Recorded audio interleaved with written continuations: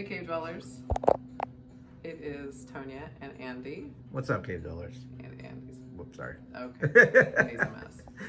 And we are here with Scott Settlemire, and we're going to ask him some questions and learn some stuff about him today, all for you guys. So, Camaro Community, get ready. yep. So, over here to my side is Mr. Scott Settlemire. Say hello. Hi there. So, Scott, I love listening to your stories. You just make me giggle when you talk about how when you were a little pup, and so let's just go back to that. Like, tell us how it My all mom started. tells me that she knew I would always be in the car business when I was 3 years old and I was selling my models to all my little playmates. So she said she knew that from day one that I would be involved in the automobile business one way or another. So she bought you cars and brought Oh, them yes. home to you, and you tried Well, to sell them to other people. No, my uncle was a Chevy dealer, so I got a lot of promotional models. Okay. And anytime that somebody went someplace, they knew when they brought me something, it had to be a model, a 1/25th scale model. So Okay. I now have about over 1,000 of them. Oh my God. Yeah. It's impressive too. We've seen a little tiny tidbit of it, and said so. You just tried to sell them to your mates. Mm-hmm. That's nice. Now my uncle became a Chevy dealer in February of 1958, and of course my father was in the plumbing and heating business, but he also liked the automobile business. And once Uncle Tom got the Chevy dealership, Dad would go over there in the evenings. And in late 1962, Willys sold the Jeep brand to Kaiser, and they went out and started offering franchises for the Jeep. So my father became a silent partner in the plumbing and heating business and became the president of Tom Henry Jeep Sales, which was a quarter of a mile from the Chevy dealership. Because back then you couldn't put Jeep in a GM franchise.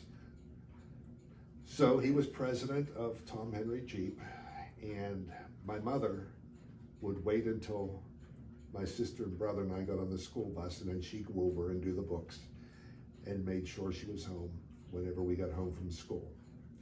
And So this is in your blood. yes. So anyway, to make a long story short, we've been in the business ever since. So. Okay, take us along the stones. Where'd you go from there? Well, when it came time to go to college, I planned on going to Penn State. And in September of '71, my father came home from the dealership with a brochure from Northwood University, which is in Midland, Michigan. And they have an automotive program. It's a private free enterprise school. So we drove up and looked at it, and I decided that's the place I want to go. My cousin Tom started at Furman University in South Carolina, because we're a couple months apart.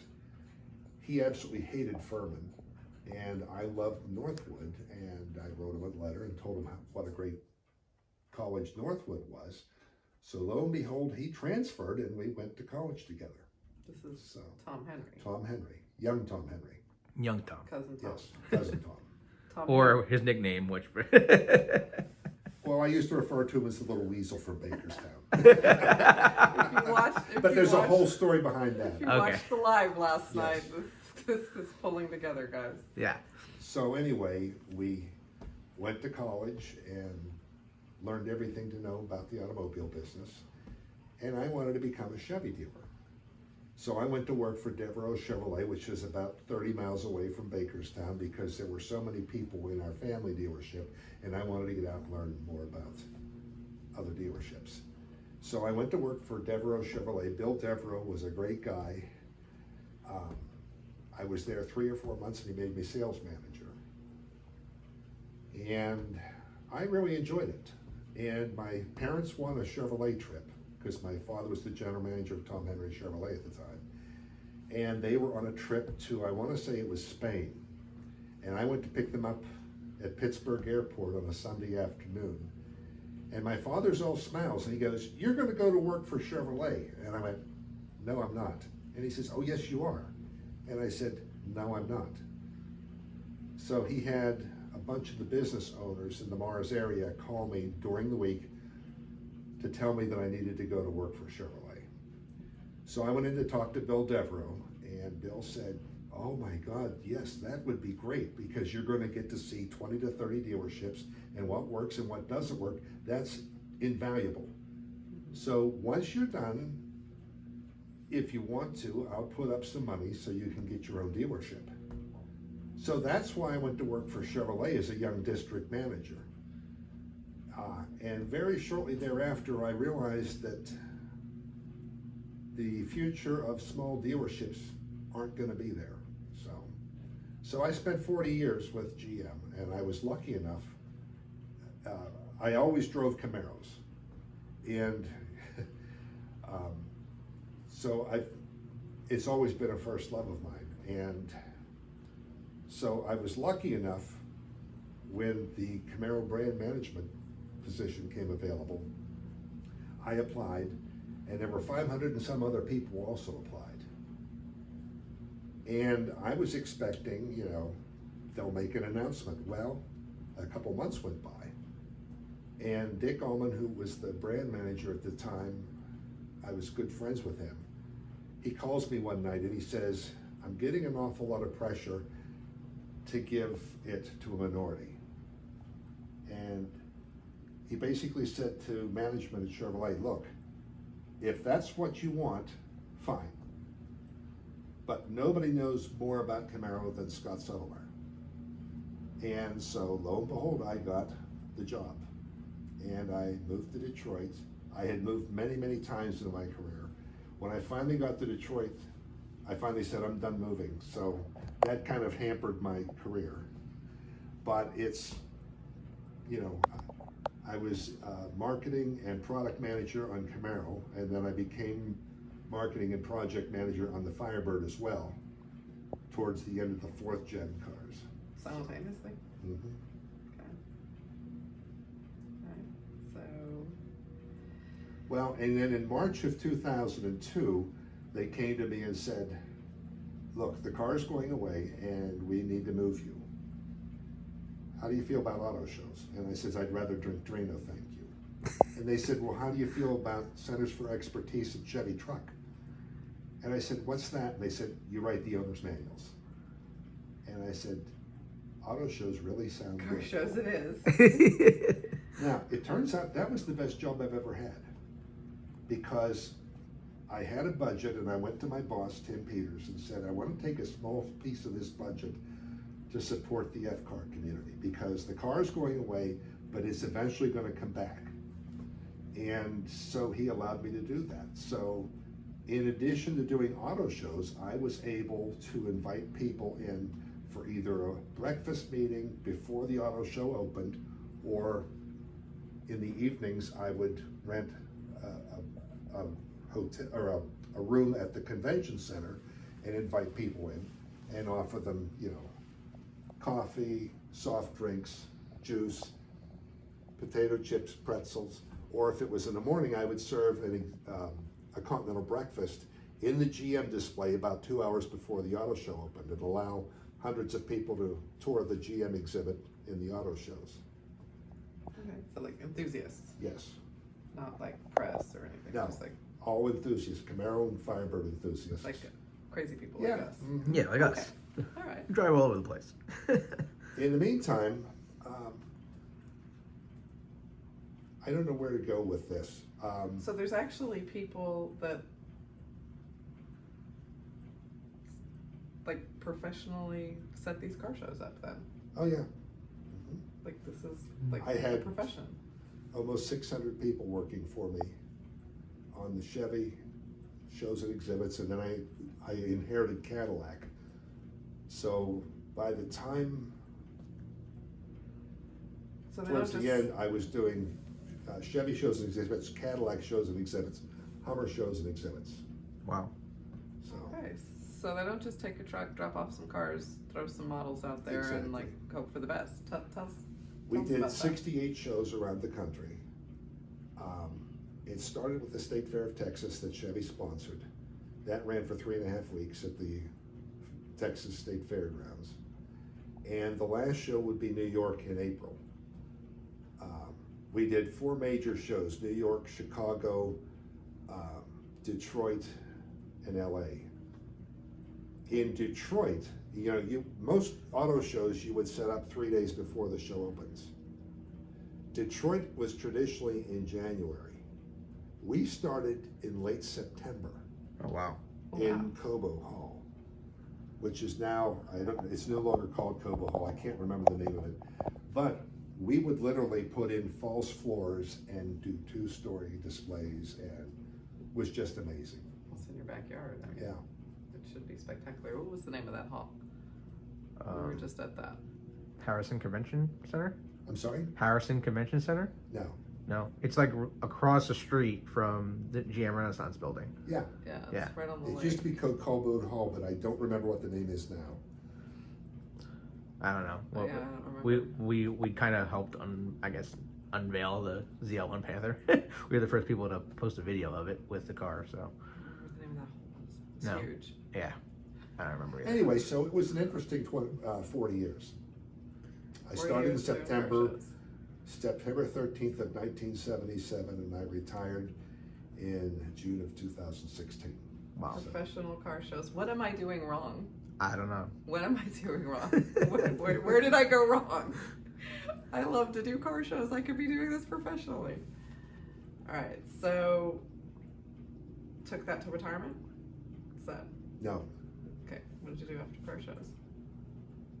Well, what happened was we hired a guy from Hyundai, and he came in, and the first thing he did is he fired my boss. And then all of us auto show managers were called in and summarily dismissed.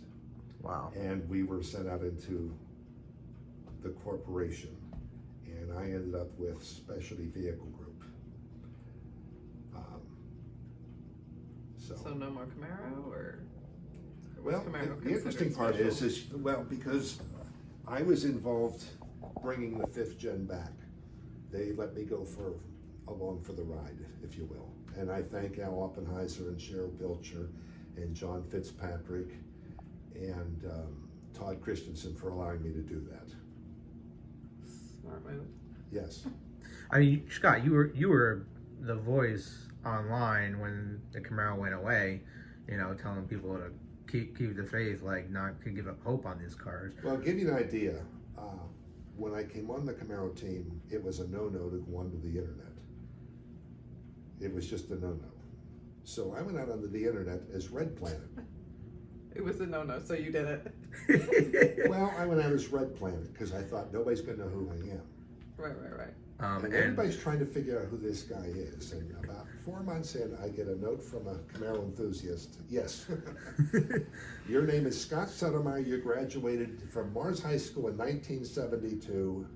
And because Mars is the red planet, that's who you are. Wow. Someone Click. called you out. They ran you over with the bus and packed up. So it was an interesting thing. I actually helped some people, GM, get out onto the internet and converse with our customers and our enthusiasts. So But that's what more brands should be doing, trying to connect with their customers. exactly. I will tell you, I was instrumental in getting we call them the 12 disciples, of which there are 15. I convinced Chevy and General Motors that we needed the input from enthusiasts. This is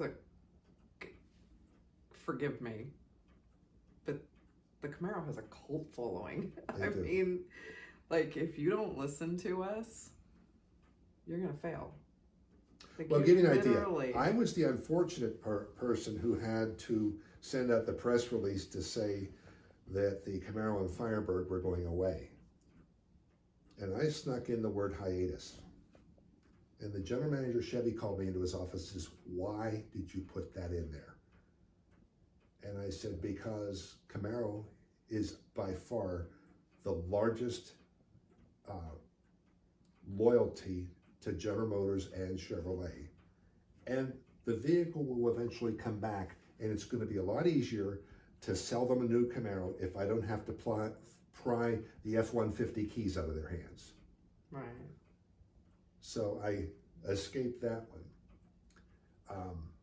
Much easier to not have Camaro lynch mobs at your door than just have us chilling and waiting on ice.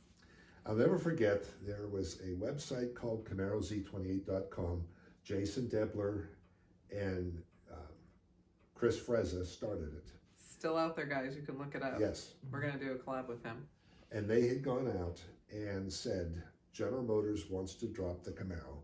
This is an opportunity to write them a letter to tell them why we shouldn't drop the Camaro. And they started a website. So I went out one night and hit print. It printed for 4.5 hours. Wow. I had 2 stacks this high of letters. Some letters just tugged at your heartstring. Then there was one, if you drop the Camaro, you're gay. Y-O-U-R. Short and sweet. So I would go into meetings and put those 2 stacks of papers on the cart and walk in and say, somebody doesn't think we should drop the Camaro. Just a few people. Here you go. Happy reading. Now, the reason the Camaro went away is, well, when I went on the Camaro team, my boss called me in after 3 days and said, I've got some bad news for you. Your car goes away at the end of '98, and I've taken 90% of your budget. Good Wow. luck. And he was a good friend of Gotta mine. go. Yeah. And I was just devastated. And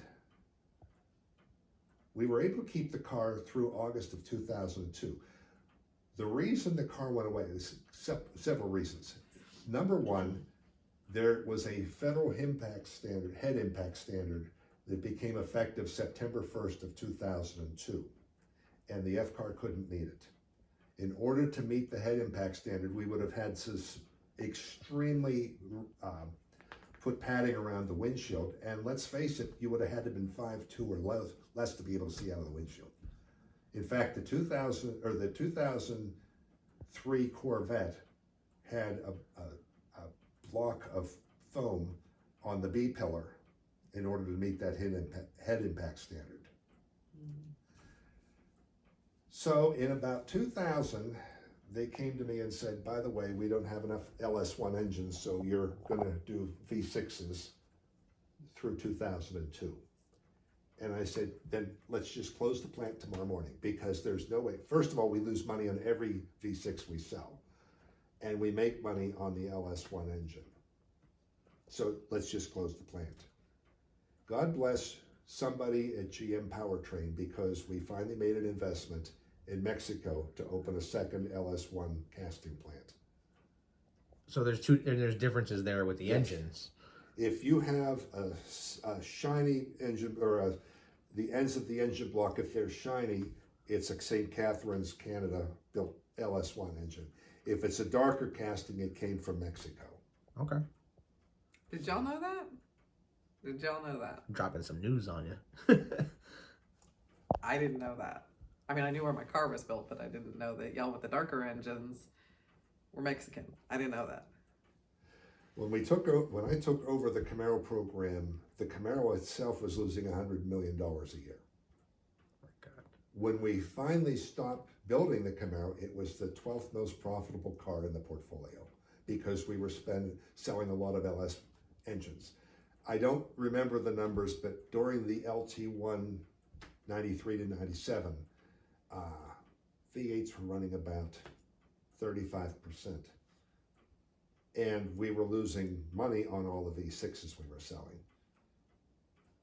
At the end, we were building 65 to 70% LS V8s and 30% V6s, and that's why we were making so much money in the car. And we were doing a lot of SSs through SLP Engineering. That made us a lot of money, because Ed Hamburger and Dave Hamburger came to Pontiac first and said, we want to do a Firehawk. This was at the end of the 3rd gen cars, and then they started doing Pontiac Firehawks. They came to Chevy in 1995 and said, we want to do the same thing. So they converted all the Z28s to SSs in 96 and 97. So we would send them a Z28, they would remove the tires, the wheels, the exhaust system, they'd remove the hood, they'd remove the spoiler, they'd make the entire conversion. And then of course they had second sticker content that the dealer could also sell. In 98, we got a little greedy and brought it in-house and allowed SLP to bid on putting the hood and the spoiler on and then selling second sticker. Over the life of the 4th gen, SLP converted 53,000 Camaro Z28s into SSs and Trans-Ams into Firehawks. Wow. So they made us a lot of money and they did very well. 100%. Yeah. Unbelievable. How many people knew that, by the way? I could put it in the comments. If you didn't know that, Not like, many. it's pretty crazy. And then they did 5th gens too. Mm-hmm. And I know a couple people that have the 5th gen. Now, once the car went away, I was given, a group of us was given a project and we called it the GMX 280. It was a Holden-based car, but there were some things that you couldn't change. For instance, the tumble home, which is, if you look from the front to the back of the car, it's from the top of the door down to the rocker molding. And the Camaro should have a big tumble home. This was very slab-sided. We couldn't change the cowl height, we couldn't change the HVAC system. And it was coming from Holden in Australia, and we were limited to about 25,000 cars a year. And after 2 weeks, we made the comment that this would make a great Monte Carlo, but it's not a Camaro. It became the Pontiac GTO. Oh my God, really? Yeah. Okay. Mm-hmm. Yeah, that doesn't look anything like a Camaro. Mm-hmm. We would have been disappointed. Yeah. Well, and the other thing was 25,000 units a year. And it's coming from Australia. Yeah. Great products, but not so much. So. GTO community was happy when that came out though. Mm-hmm. My dad was super excited. All right. So then what was your next step from there? Well, I got into a lot of trouble. Without letting all the secrets out, I got called in and said, you got to stop working on this Camaro. There are reasons. Once we demolished the St. Therese plant, after 1 year, we could start working on a Camaro again. So Ed Wellburn, of course, is doing a concept car, and he really wants to do a Camaro. Ed Wellburn was a great guy. He had a 69 Camaro. And Yay, Ed. so we quietly went to work, and getting back to the disciples, I went out and said, we really need to bring in outside enthusiasts to help us on this car. So I convinced everybody about the 12 disciples, of which there are 15. I went out onto a website and said, Chevrolet is working on a new performance car. In 250 words or less, tell us why you should serve on a board to help us with this vehicle. In one night, we had 852 responses. Another Oh my card God. full. Yeah. The next day,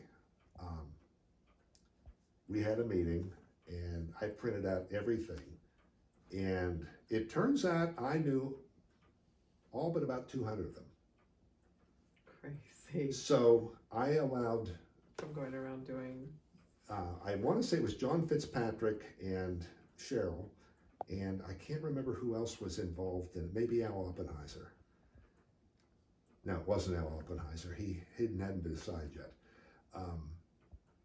Anyway, I let them make the decision, but I gave them a rundown on each one of these people. And you had to either be an officer of a club or a moderator or owner of a website, because we wanted you to be able to go out and talk to your peers before you would come in every 3 months So the to voice give of us the many. feedback. So we ended up with 8 men and 7 women The youngest was 19. The oldest was in her early 60s. We had Corvette, Firebird, all 4 generations of the Camaro represented. Well, that's like 2 Canadians, the rest United States from all over the country. And we would fly them into Detroit every 3 months, take them to the Milford Proving Grounds, which nobody gets on the Milford Proving Grounds. So we basically had them sign a disclosure that they would not tell anybody what they were working on. Under, we will track you down, find you, cut your tongue out with pinking shears, and you'll never communicate again. Oh, we're the rusty ones. I say that facetiously. Anyway, turns out it was a great thing.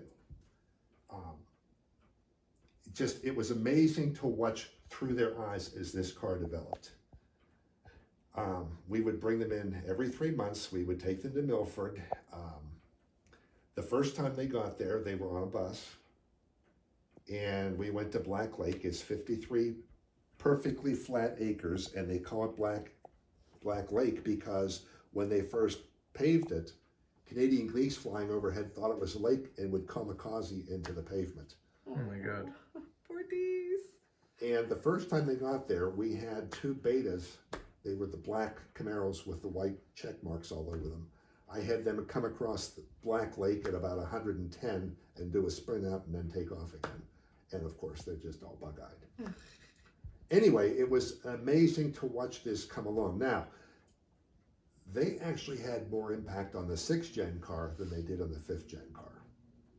There were some things that had already been developed on the 5th gen car because it was Zeta based out of Holden.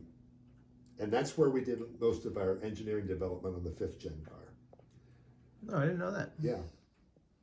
So the 5th and the 6th gen were pretty much developed with the Using fan. disciple input. With the fan input. Mm-hmm. Wow. And it drives me crazy that GM, we were the only ones that ever did it. That's awesome. Asking your buyers and your customers what they What want. they want. Yeah. Who knew? Could be that easy. Why would you want to ask the person giving you their hard-earned money Exactly. what they wanted? That makes no sense.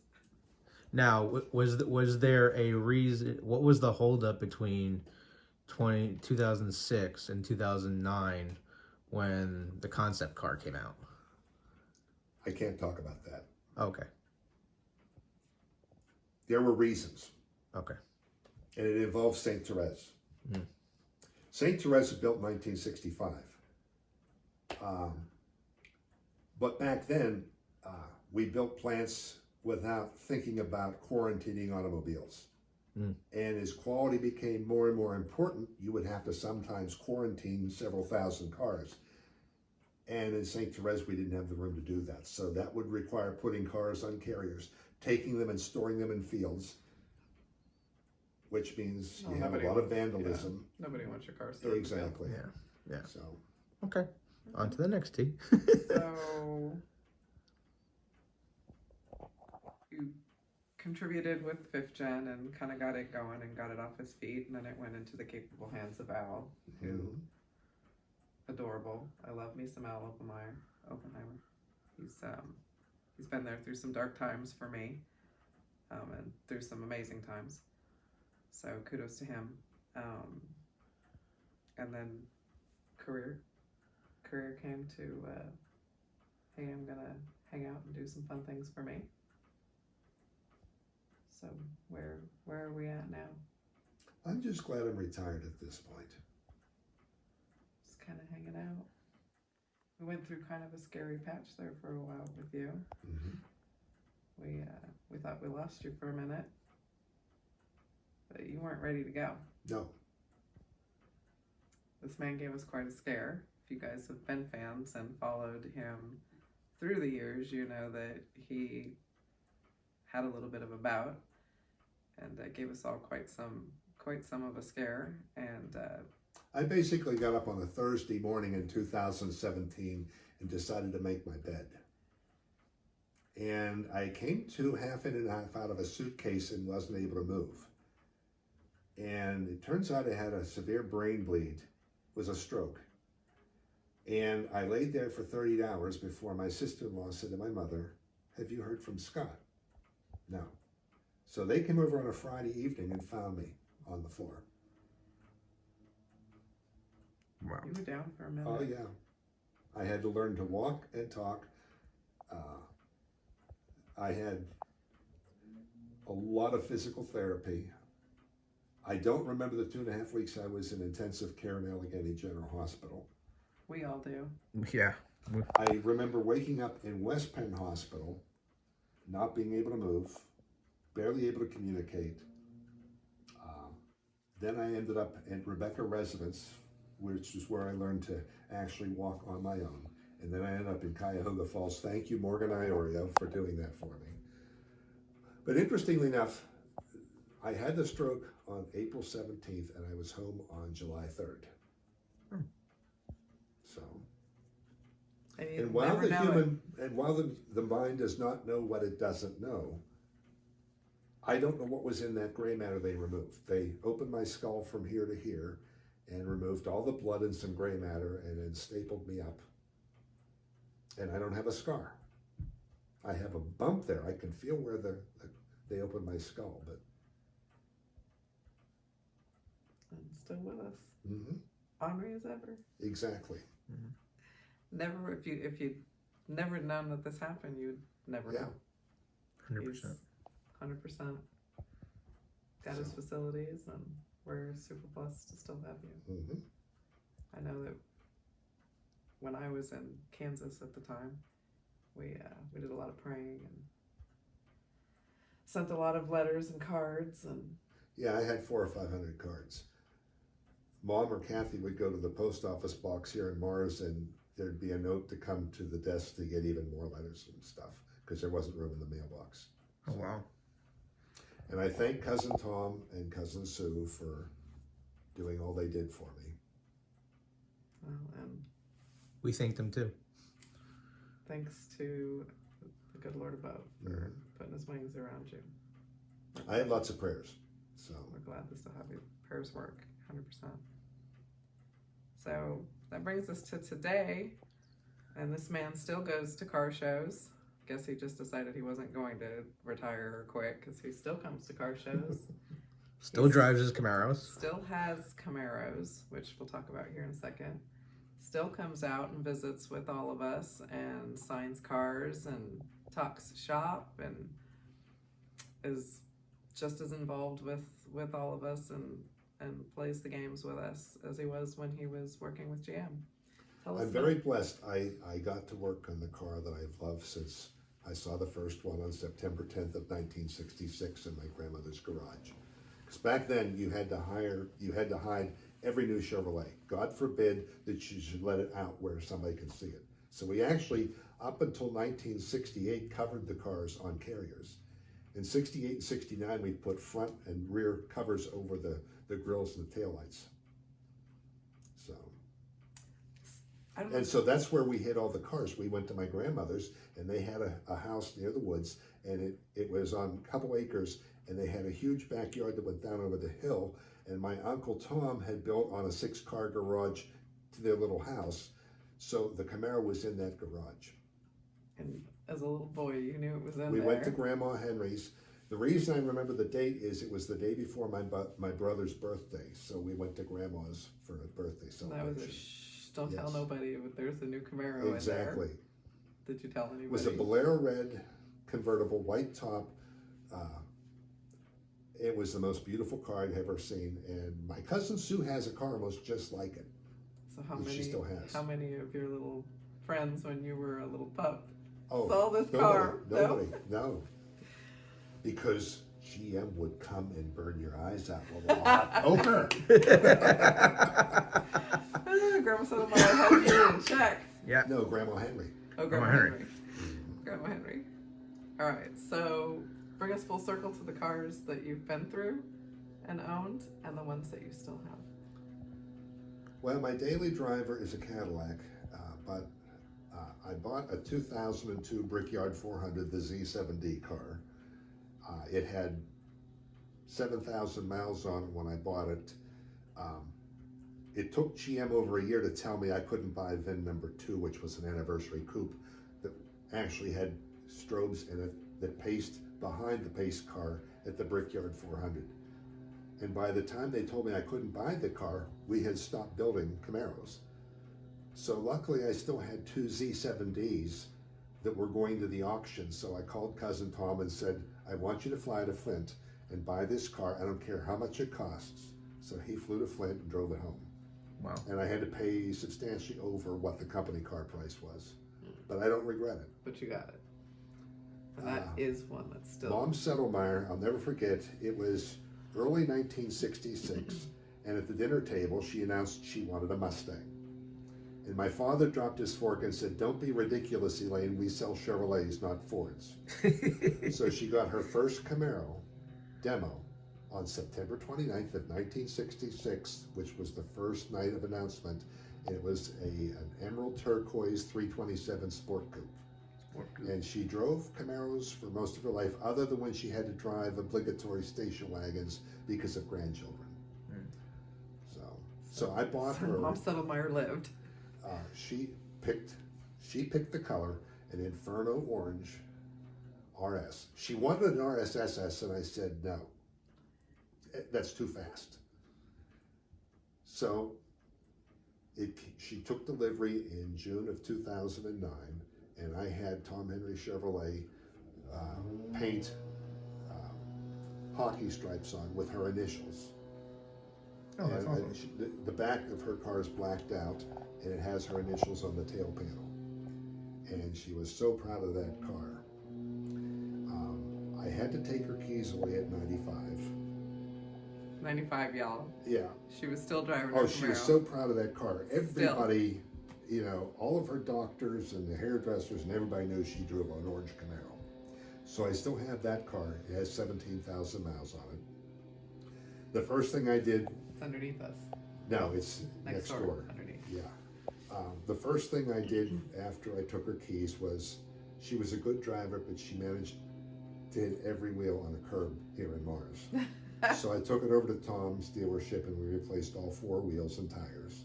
But other than that, it's in perfect shape. And I also have my captive test fleet vehicle, Thor. Most captive test fleet vehicles get sent back to Milford and they meet an untimely death. They're either scrapped or they're used as SEMA cars or special project cars, and they either go into the historic collection or they're scrapped. So I turned Thor in with 17,000 miles on him. And about 2 or 3 months later, I got a call from Milford. Mr. Settlemire, your Camaro's ready. I said, what Camaro? And they said, your captive test fleet.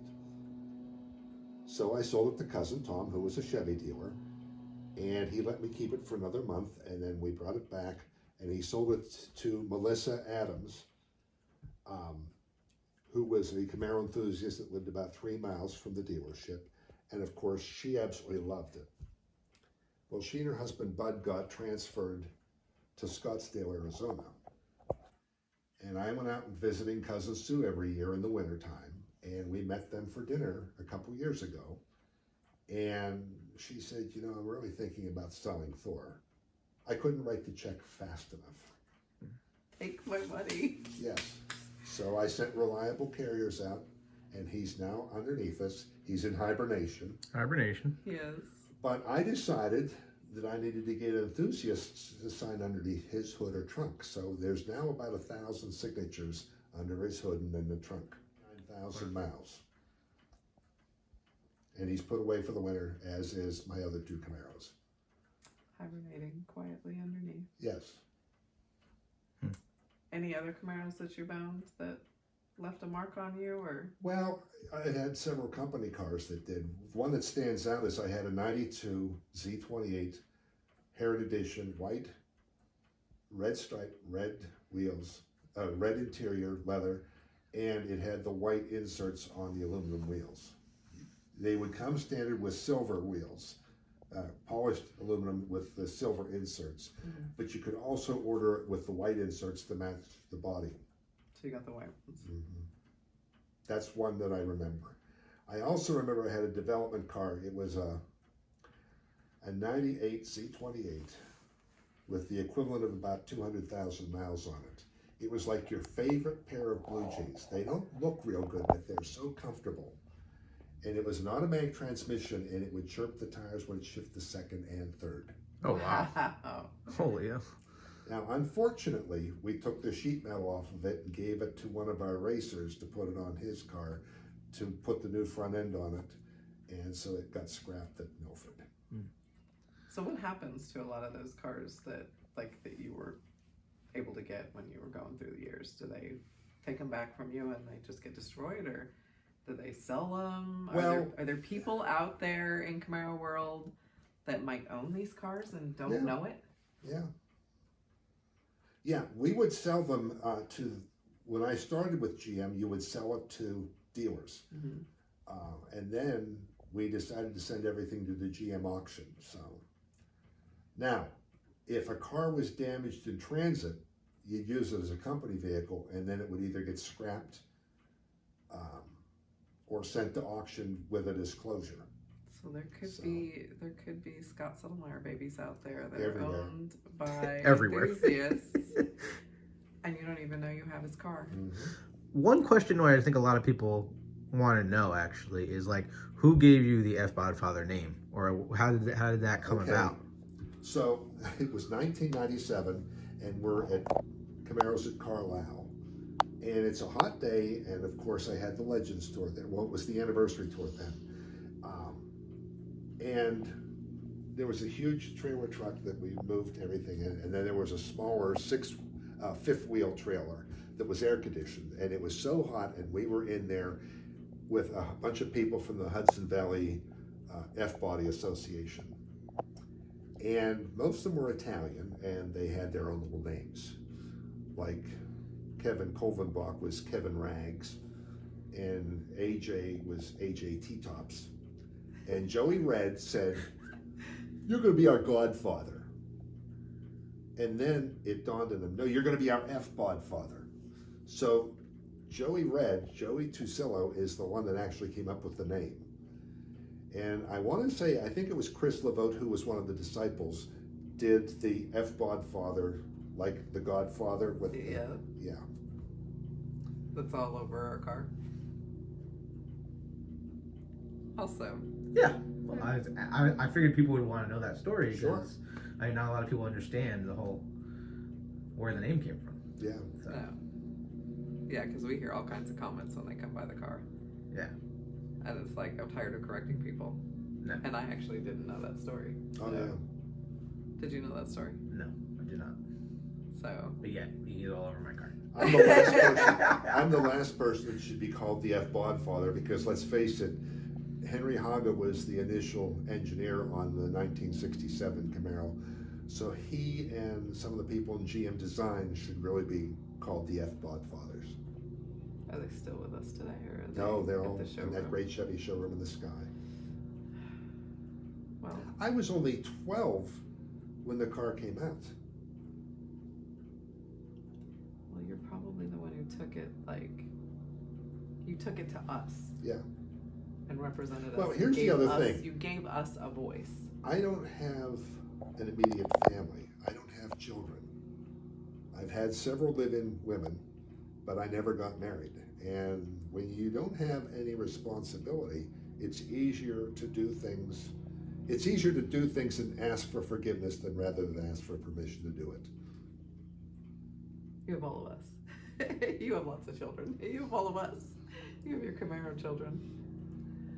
And that's why we feel like it's so important to make the trip down here too and get you on camera and let the world follow you. Hear your story. And hear your story, Scott. And of course have the interaction last night with the live, which our phones are still blowing up over. We have. And I thank you guys for all that you do for our fellow enthusiasts. I'm grateful. We enjoy it. We do enjoy it. We enjoy We it. appreciate Probably. And especially you, Almost as much Andrew, as you. because I got to tell you something. I appreciate the fact that you've taken so much time to help everybody along, especially when it comes to finding Panthers. I mean, let's face it, you've helped a lot of people find their own Panther. So. no. He's our little cat wrangler. I get helping him get on the prowl, you know. So, anything? Nope. But great that you listened to this, and I just ask you to keep the faith because the car will eventually come back again. So, and by the way, wear your seatbelts. I was We waiting put them for that. in there for a reason. I was waiting for that. 100% all the time. All right, dwellers. This is history right here. So, you saw it first on the cave. Peace out. Thanks, Scott. Appreciate it. What's going on, cave dwellers? So we really just wanted to come up here, welcome to Mars, obviously, and thank Scott Settlemire, the Fbod Father, for allowing us into his town and into his home. And really, we couldn't be more grateful and have so much respect for that man, for all he's done for all of us in the Camaro community. So, Thank you for your hospitality, Scott. Mars was awesome. Mars was awesome. We ate and went to a lot of places here, and they were very nice people. It was a good trip. It was a really good trip. So again, Scott, we want to thank you from the bottom of our hearts and for welcoming us and being such a gracious host. So if you're in Pennsylvania, stop in Mars and visit their restaurants and stores and stuff. They were great people. They're really great people out here, guys, and so true, so Americana, and that's what it's all about. Thanks again. Stay tuned.